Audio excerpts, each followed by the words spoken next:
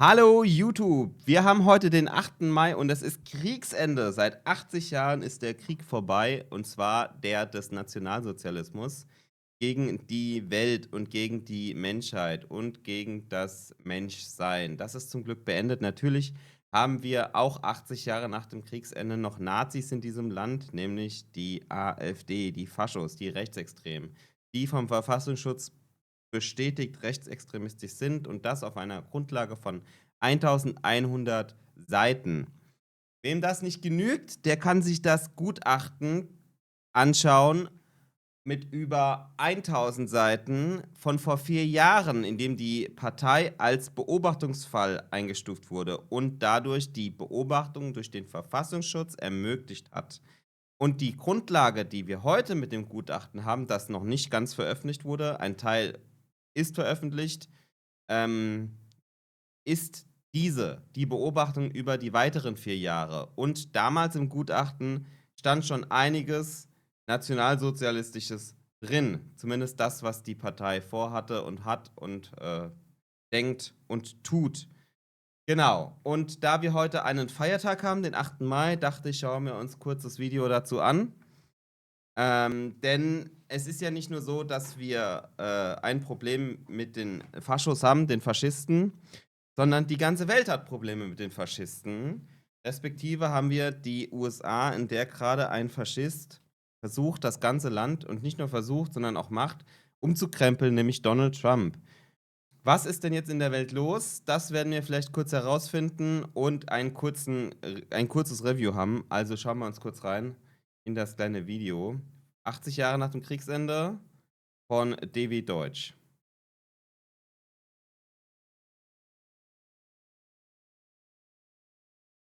Einen Moment. Ah, ja, jetzt haben wir es. Jetzt die Technik, wunderbar, sehr gut. Okay.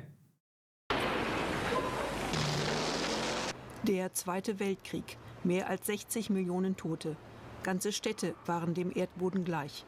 6 Millionen Juden wurden vom Naziregime ermordet. Nach Kriegsende lagen die Volkswirtschaften Was man sagen muss, was ja immer erwähnt wird, 6 Millionen Juden wurden ermordet. Das stimmt, sie wurden auf industrielle Art ermordet. Ganz schrecklich, tatsächlich. Aber es waren weitaus mehr. Es waren bis zu 14 Millionen. Es wurden Kommunisten ermordet. Also es waren Rumänen, natürlich die ganzen behinderten Menschen in den Heimen etc. Also das war weitaus mehr als nur 6 Millionen. Und das geht oftmals ein bisschen unter, wie katastrophal, brutal, entmenschlicht das Naziregime geherrscht hat. der europäischen Länder am Boden. Die USA erlebten während des Krieges einen wirtschaftlichen Aufschwung. Nach dem Krieg übernahmen die USA die Führungsrolle im sogenannten Westen, während die Sowjetunion vom Verbündeten zum Gegner wurde. Und das hält bis heute an. Die USA sind ja die größten Geldgeber in der NATO. Und jetzt haben wir natürlich die zweite Amtszeit von Donald J. Trump, der das Ganze am liebsten sein lassen möchte. Und auch tatsächlich im Falle eines Krieges von Russland gegen Europa sich gar nicht so sicher ist, ob er uns überhaupt helfen will. Klingt jetzt vielleicht erstmal schrecklich, ist aber auch eine Chance für Europa, jetzt unabhängig von den Vereinigten Staaten von Amerika zu werden. Das ist eine Chance tatsächlich. Es ist vielleicht nicht eine tolle Chance, wenn wir sagen müssen, wir müssen jetzt aufrüsten. Wir sollten aber zumindest uns soweit verteidigungsfähig machen als Europa gegen solche Mächte wie Russland, denn die stehen vor der Tür. Russland steht vor der Tür und möchte mehr. Möchte den Angriffskrieg gegen die Ukraine noch erweitern, um einen Angriffskrieg gegen Europa, Polen, Finnland, Litauen weiterzuführen. Ziel war es, einen weiteren Weltkrieg zu verhindern und die Ausbreitung des Kommunismus einzudämmen. Gemeinsam mit Großbritannien schufen die USA internationale Strukturen, die auf Zusammenarbeit und gemeinsamen Regeln basierten. Der Multilateralismus war geboren. Er wurde ergänzt durch eine neue Sicherheitsarchitektur in Europa, verankert in der NATO. Die Weltordnung war handelsorientiert, gestützt auf den US-Dollar.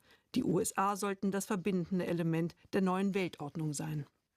Multilateralismus bedeutete auch den Aufbau internationaler Institutionen.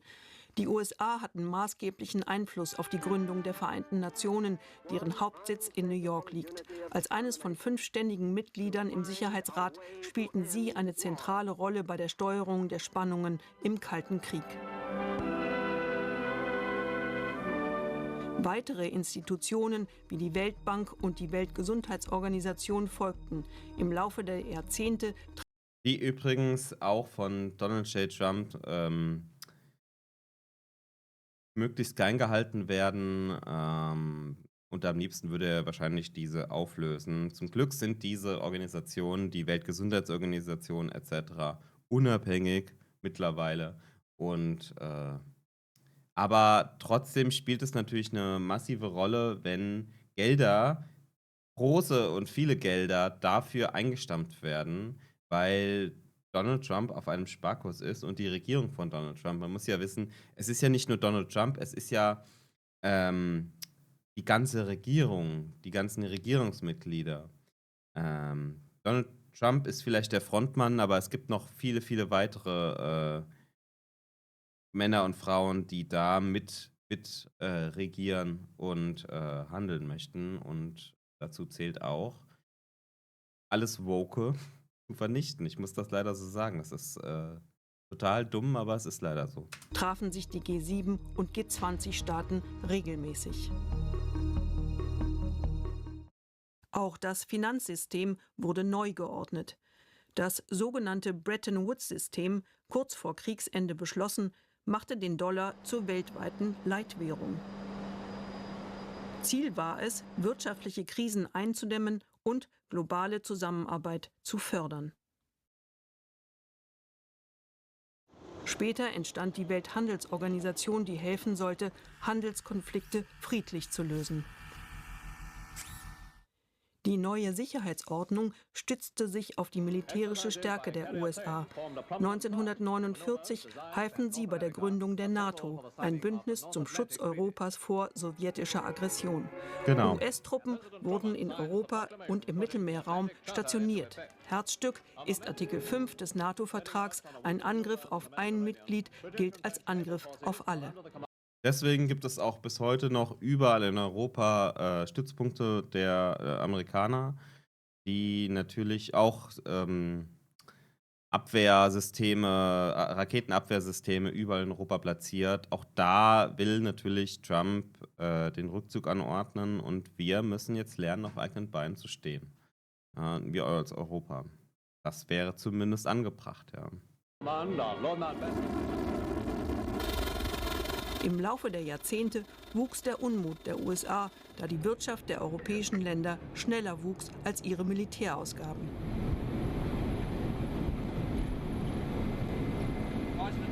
Das änderte sich schlagartig mit dem russischen Überfall auf die Ukraine im Jahr 2022.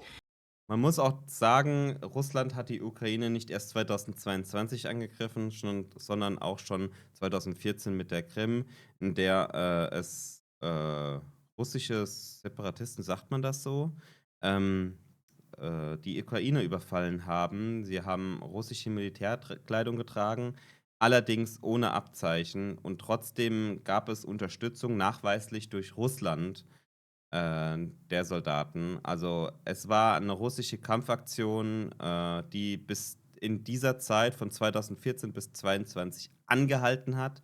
Natürlich gab es immer wieder mal Zeiten der Ruhe, aber es gab auch immer wieder Gefechte, immer wieder kontinuierlich. Und ja, jetzt 2022 hat Russland dann das gemacht, wo sich alle dachten, das würde niemals eintreffen, selbst eine Woche davor, als bereits die Sicherheitsbehörden der Länder darauf vorgewarnt haben. Tatsächlich. In einer Nacht- und Nebelaktion hat Russland militärische Ziele in der Ukraine angegriffen und bis heute hält sich die Ukraine tapfer gegen Russland. Und der Vergleich zwischen der Militärmacht von Ukraine und Russland ist gigantisch. Und trotzdem hält die Ukraine gut dagegen. Natürlich mit Hilfe aus dem Ausland, mit Geldern, mit Waffenlieferungen, alles durch Europa.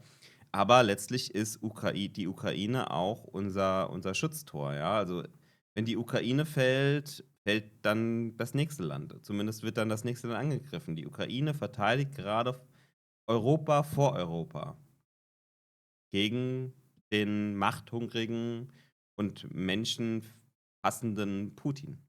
Die Rückkehr eines aggressiven Russlands rüttelte viele NATO-Staaten wach und führte nach jahrelangem Druck der USA zu deutlich höheren Verteidigungsausgaben. Für US-Präsident Donald Trump kam das zu spät. In seiner zweiten Amtszeit geht er gegen internationale Institutionen vor, die seiner Meinung nach die USA abgezockt haben. Trump hat im Übrigen schon mehrfach versucht, mit Putin zu verhandeln, beziehungsweise zwischen Ukraine und Putin zu verhandeln, hat große Töne ausgespuckt. Er würde 24 Stunden nach Beginn seiner Amtszeit als Präsident in seiner zweiten Präsidentschaftsperiode den Krieg beenden. Es sind jetzt mittlerweile über 100 Tage, in denen er das nicht geschafft hat. Er hat zwischendurch immer wieder betont, dass er den Krieg beenden wird und würde und handelt und negotiiert. Das hat er nicht geschafft und sein aktuellstes und neuestes Statement ist, dass er sich jetzt raushalten will, weil er es nicht gebacken bekommt, weil er Putin nicht traut. Natürlich wird das bei Donald J. Trump nicht sein letztes Statement sein, denn das ist ein Fähnchen im Wind, heute so, morgen so. Man hat es ja bei dem Zollkrieg gesehen. Er trat aus der Weltgesundheitsorganisation aus, zog wichtige Handelsabkommen zurück und droht Verbündeten mit Strafzöllen. Er droht, NATO-Länder, die nicht genug für die Verteidigung ausgeben, nicht zur Hilfe zu kommen. Genau. Viele fragen sich, was passiert, wenn Amerika seine Freunde wirklich im Stich lässt. Das ist eine gute Frage. Danke für das Video. Ja, das ist die aktuelle Weltlage, die wir derzeit haben. Der größte Seid ihr jünger als Beschützer, 18 Jahre? der größte Weltbeschützer USA ist halt nicht mehr da und jetzt sind wir auf uns gestellt. Ich hoffe, ich konnte euch ein bisschen informieren. Vergesst nicht, lasst ein Abo da! Und vielleicht auch ein Like. Ich würde mich sehr, sehr freuen. Ich wünsche euch was. Macht's gut. Vergesst nicht, heute 8. Mai, Feiertag.